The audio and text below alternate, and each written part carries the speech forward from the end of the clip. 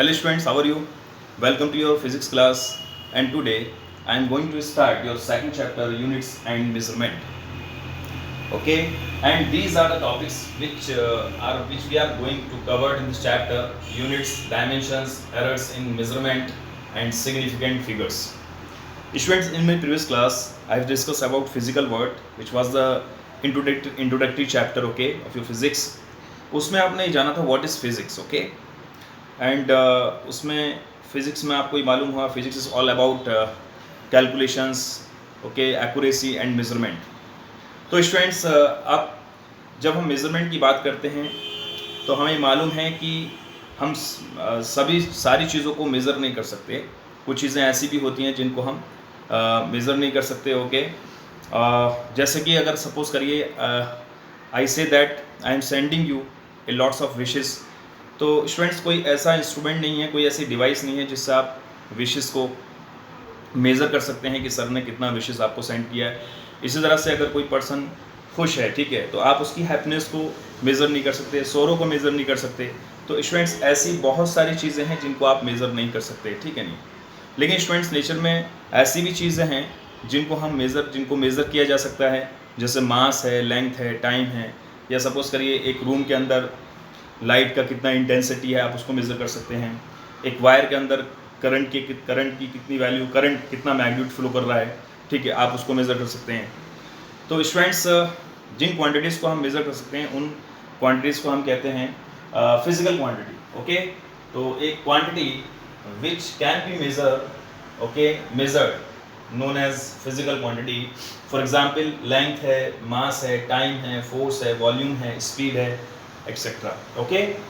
तो physical quantity को हम रिप्रेजेंट करते हैं, ठीक है, इनटू टू टर्म्स. एक्चुअली हम इसको न्यूमेरिक वैल्यू, जिसको आप कहते हैं यहाँ पर मैग्नीट्यूड. एक्चुअली तो हम इस फिजिकल क्वांटिटी को मैग्नीट्यूड और यूनिट के साथ लिखते हैं, ठीक है. तो it is a combination of this magnitude and unit. तो a physical quantity is represented by its magnitude and unit also, okay. So we have taken this q is any physical quantity. It is in general, actually this q is equals to n into u. Here this n is the numerical value, or you can say it is a number, and here this u is a unit or size of unit, okay. Unit एक standard value होती है, ठीक है. It is also the okay scale. It is you can also say this unit is a scale actually, okay. Example मैंने लिया है यहाँ पर. सपोज करिए आपने एक वायर की लेंथ मेजर करी जो आपको 10 मीटर मिलती है. You can also write this 10 into 1 meter. What is this 10 here? This 10 is the numerical value और it is a number, and here this 1 meter is the size of unit. It is the standard value actually. This 10 meter means a length which is 10 times the unit of length 1 meter. यहाँ आप देखेंगे this 10 meter means क्या होगा actually?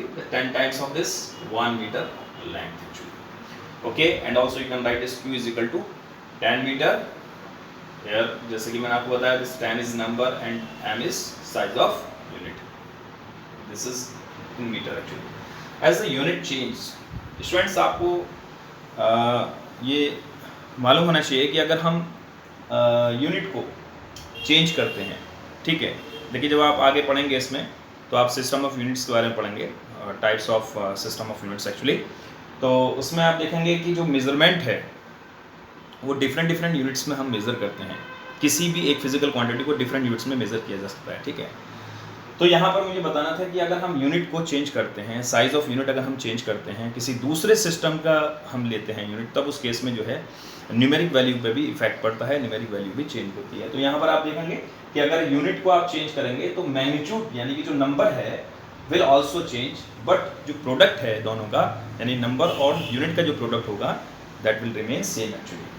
Clear? Here this product of this n and 2 will remain same. That is a constant value, okay. So let's we have taken here this n1 u1. It is any physical quantity in one system actually, and this n2 u2 it is the same physical quantity in the other system, okay. So this remains constant actually, ठीक है. तो यहाँ से हमें मालूम होता है, इस वैल्यू से हमें पता चलता है कि जो एन है एक्चुअली वो यू के इन्वर्सली प्रोपोर्शनल होता है। मीन्स अगर हम जो है यूनिट को चेंज करते हैं, if we take the larger unit, okay, then the smaller will be the magnitude, okay. तो यहाँ पर आपको ये समझना है कि अगर हम साइज ऑफ यूनिट को बढ़ाते जाएंगे, जैसे मैं आगे आपको बताऊंगा, अगर आप सेंटीमीटर से मीटर करते हैं और मीटर से फिर आप किलोमीटर करते हैं, तो इस तरह से आप जो है क्या कर रहे हैं, आप साइज़ को इंक्रीज़ कर रहे हैं, ठीक है। तब उस केस में जो मैग्नीट्यूड होगा, जो न्यूमेरिकल वैल्यू होगी, जो नंबर होगा, वो डिक्रीज़ होना शुरू हो जाता है। जैसे कि आपको मालूम है कि 1 मीटर में 100 सेंटीमीटर होते हैं। मीन्स यहाँ पर आप देख रहे हैं जैसे कि 1 मीटर इज इक्वल टू क्या होता है, 100 सेंटीमीटर होता है। तो आप देख रहे हैं कि यहाँ पर इस सिस्टम में वैल्यू, न्यूमेरिक वैल्यू 1 है और अदर सिस्टम में न्यूमेरिक वैल्यू कितना हो जा रहा है, 100 हो जा रहा है, ठीक है। लेकिन जो फर्स्ट सिस्टम है उसमें जो यूनिट का साइज़ है वो मीटर है, और जो अदर सिस्टम है जिसमें आप उसको कन्वर्ट कर रहे हैं उसमें जो साइज़ है वो सेंटीमीटर है। और स्टूडेंट जैसा कि आपको मालूम है, जो सेंटीमीटर है, ये जो साइज़ ऑफ यूनिट सेंटीमीटर है, it is actually small than the metre actually. तो मीटर से कम होती है ये साइज़, जो सेंटीमीटर का जो साइज़ होता है वो मीटर के साइज़ से कम होता है। तो यहाँ पर आप देख रहे हैं कि न्यूमेरिक वैल्यू इंक्रीज हो रही है, 1 से 100 हो गया, और जो साइज़ ऑफ यूनिट है वो डिक्रीज हो गया, मीटर से सेंटीमीटर हो गया। इस तरह से आप देखेंगे जो न्यूमेरिक वैल्यू है वो यू के यानी साइज़ ऑफ यूनिट के इन्वर्सली प्रोपोर्शनल होता है, ठीक है स्टूडेंट्स। और मैंने यहाँ पर देखिएगा एग्जाम्पल लेकर समझाया, Q is equal to 10 metre जो आपने यहाँ लिया था उसको आपने कन्वर्ट किया, एक सिस्टम में है तो उसको आप N1 U1 ले रहे हैं, और फिर उसके बाद में आपने इसको कन्वर्ट किया, 10 एज इट इज़ रहेगा, 1 मीटर इज इक्वल टू होता है 100 सेंटीमीटर, ठीक है। और then after calculating this you will get 1000 centimetre, ठीक है। इसको आप इस तरह से लिख सकते हैं, ये N2 और U2 अदर सिस्टम में आपको, ओके स्टूडेंट्स।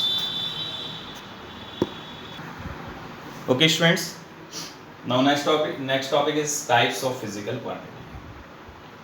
Students, जो फिजिकल क्वांटिटीज़ हैं फिजिक्स में, उन सभी फिजिकल क्वांटिटीज़ को कैटेगराइज किया गया into 2 categories. One is fundamental quantities, other one is drive quantities. Fundamental quantities वो क्वांटिटीज़ होती हैं जो किसी भी अदर फिजिकल क्वांटिटी पे डिपेंड नहीं करती हैं, वो अपने आप में होती हैं, ठीक है, सेल्फ डिपेंड होती हैं, इंडिपेंडेंट होती हैं, और किसी अदर पर वो डिपेंड नहीं करती हैं। जैसे कि आपने, there are only 3 fundamental quantities, mass, length and time. देखिए these are 3 basic fundamental quantity. आप देखते हैं कि मास किसी अदर फिजिकल क्वांटिटी पे डिपेंड नहीं करता है, ठीक है, मास अपने आप में होता है। इसी तरह से लेंथ भी किसी अदर फिजिकल क्वांटिटी पे डिपेंड नहीं करता, टाइम भी किसी पे डिपेंड नहीं करता है। तो इस तरह से इन तीनों फिजिकल क्वांटिटीज़ को फंडामेंटल क्वांटिटीज़ की कैटेगरी में रखा गया, ओके। तो fundamental quantities are those actually which can not be represented as the combinations of other quantities, these are independent quantities. Clear students. इसी तरह से हम देखते हैं ड्राइव क्वांटिटीज वो क्वांटिटीज होती हैं जो इन्हीं फंडामेंटल क्वांटिटीज के कॉम्बिनेशन से बनती हैं, उनको हम कहते हैं ड्राइव क्वांटिटीज, ओके। तो are those quantities which can be expressed as the combinations of fundamental quantities like speed, volume, force, etc. Students, आप सोच रहे होंगे कि स्पीड कैसे एक ड्राइव क्वांटिटी होती है। तो स्पीड को हम लिखते हैं, स्पीड इज इक्वल टू होता है distance upon time, distance upon time. तो यहाँ पर ये डिस्टेंस और टाइम फंडामेंटल क्वांटिटी कैसे होती हैं। तो स्टूडेंट्स, आपको ये मालूम होना चाहिए कि जो डिस्टेंस है वो एक लेंथ है। डिस्टेंस किस कैटेगरी में आता है, लेंथ की कैटेगरी में आता है, और टाइम एक फंडामेंटल क्वांटिटी। तो इस तरह से डिस्टेंस एंड टाइम दोनों ही फंडामेंटल क्वांटिटीज़ हैं। तो स्पीड जो है वो actually it is a combination of 2 physical fundamental quantities, distance and time. Clear. So now you can say this speed is a drive quantity. इस तरह से स्टूडेंट्स, वॉल्यूम, जब आप किसी भी ऑब्जेक्ट का वॉल्यूम मेज़र करते हैं तो आप लेंथ मेज़र करते हैं, विड्थ लेते हैं, फिर हाइट लेते हैं। तो तीनों चीज़ों की कॉम्बिनेशन से आप क्या निकालते हैं, वॉल्यूम फाइंड करते हैं। तो यहाँ पर लेंथ, विड्थ और हाइट जो है एक्चुअली वो तीनों ही लेंथ की कैटेगरी में आती हैं। तो इस तरह से जो है जो वॉल्यूम है वो भी फंडामेंटल क्वांटिटी लेंथ से मिलकर बना होता है, 3 लेंथ से मिलकर बना होता है एक्चुअली। इसी तरह से फोर्स की हम बात करते हैं। तो स्टूडेंट, जैसे कि मैंने प्रीवियस क्लास उसमें 9th क्लास में आपने स्टडी किया होगा एक्चुअली कि F इज इक्वल टू होता है m into a. Force is equal to क्या होता है, मास इंटू एक्सेलरेशन। और मास एक फंडामेंटल क्वांटिटी होती है। लेकिन अभी हम ए को भी ब्रेक करेंगे। ए इज इक्वल टू होता है v upon T, change in velocity upon time. Clear? तो यहाँ पर v को फिर से हमें ब्रेक करना होगा, तो m और v क्या होता है actually, v is equal to होता है डिस्टेंस अपॉन टाइम या डिस्प्लेसमेंट अपॉन टाइम। तो डिस्प्लेसमेंट और डिस्टेंस ये दोनों ही लेंथ की कैटेगरी में आते हैं। तो इस तरह से आप लिख सकते हैं कि distance upon time, distance upon time, so you will get this m into d upon T square. देखो टी यहाँ भी है, टी यहाँ अपॉन में है, तो क्या हो जाएगा, टी स्क्वायर हो जाएगा। इस तरह से आप देखेंगे यहाँ पर जो फोर्स है जो कि m इंटू ए था, ठीक है, आप इसको ब्रेक करके लेकर आते हैं तो फाइनली आप क्या देखते हैं कि जो फोर्स है वो 3 फंडामेंटल क्वांटिटीज से मिलकर बनता है, मास, लेंथ एंड टाइम। तो तीनों फंडामेंटल क्वांटिटीज का कॉम्बिनेशन यहाँ मिलता है आपको फोर्स के केस में। तो स्टूडेंट्स ये आपके बात समझ में आ गई होगी कि जो all physical quantities categorise into 2 quantities, fundamental and derived quantities, and what are the fundamental quantities? Those quantities does not depend on the other quantity actually, and the derived quantities depends on these 3 fundamental quantities. Okay, and derived quantity is combination of mass, length, time. Clear? इसके बाद में आते हैं students हम, wait for 1 minute.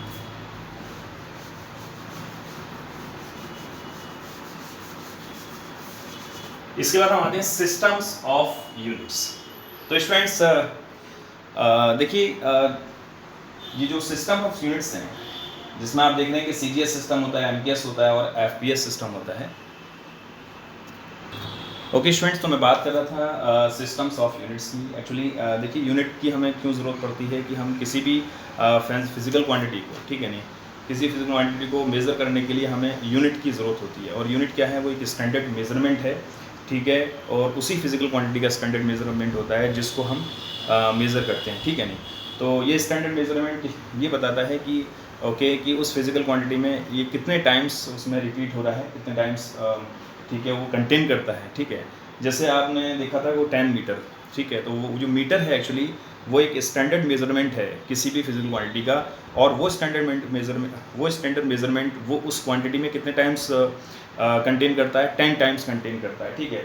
तो इस तरह से यूनिट की हमें ज़रूरत पड़ी, ठीक है। तो इस यूनिट के अकॉर्डिंग एक्चुअली आप देखेंगे कि जो कंट्रीज़ थे शुरू में क्या था कि कंट्रीज़ का आपस में जो है वो इंटरनेशनल लेवल पे कोई कनेक्शन नहीं था।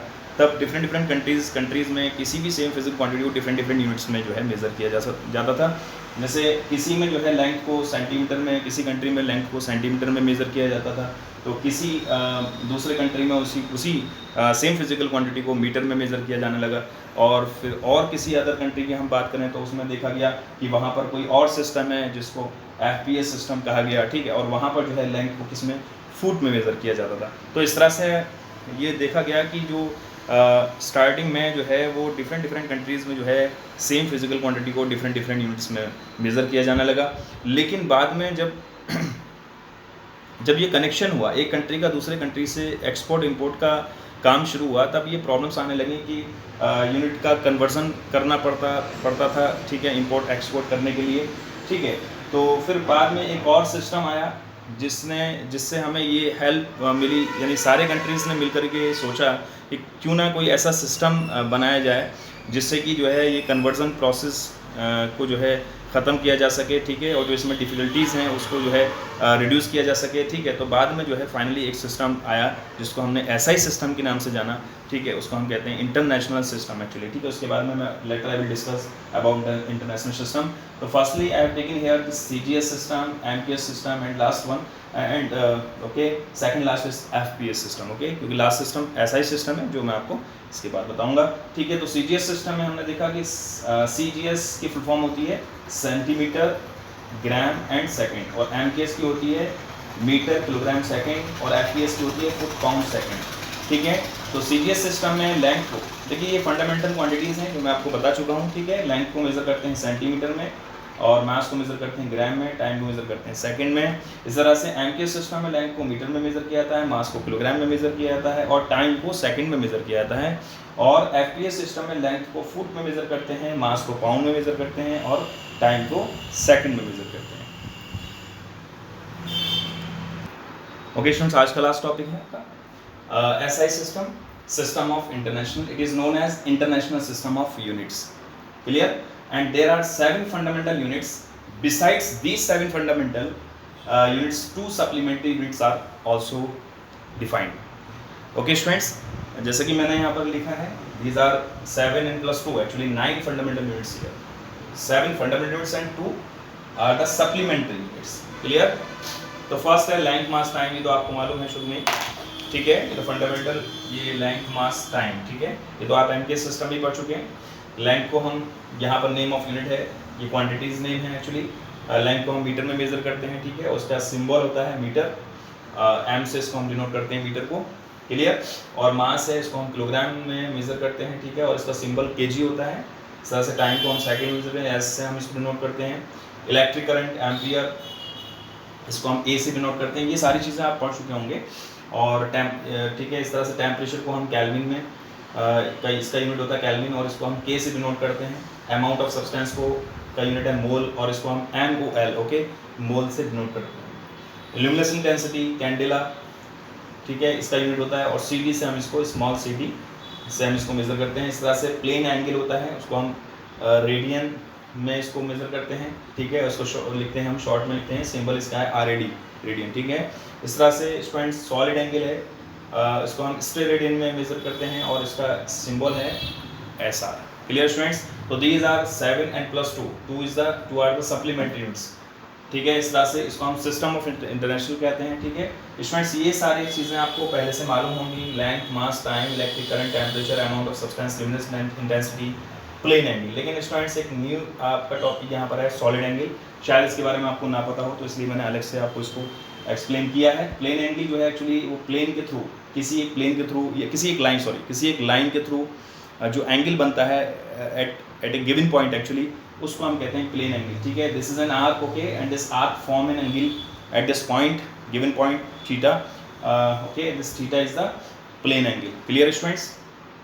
इसी तरह से हम देखते हैं सॉलिड एंगल क्या होता है। तो सॉलिड एंगल एरिया के थ्रू बनता है। एक प्लेन एरिया है, ठीक है, सपोज करिए कोन है, तो कोन के जो सेंटर होता है, कोन का जो पॉइंट होता है, ओके, जो उसका आप कह सकते हैं जो उसका बॉटम पॉइंट होता है एक्चुअली, उस पर जो एंगल बनता है उसको हम कहते हैं सॉलिड एंगल, ठीक है, उसको हम क्या कहते हैं, सॉलिड एंगल हम कहेंगे, ठीक है। तो this is an area actually, plain area which forms an angle at the given point actually, and this angle is known solid angle, and which we have denoted by omega. इसको हम omega से denote करते हैं, Greek letter है omega, उससे हम इसको denote करते हैं, ठीक है। तो एंगल यहाँ पर मैंने इसका डेफिनेशन भी लिखा है। प्लेन एंगल क्या है? Angle subtended by any line or arc, okay, at a point. Clear?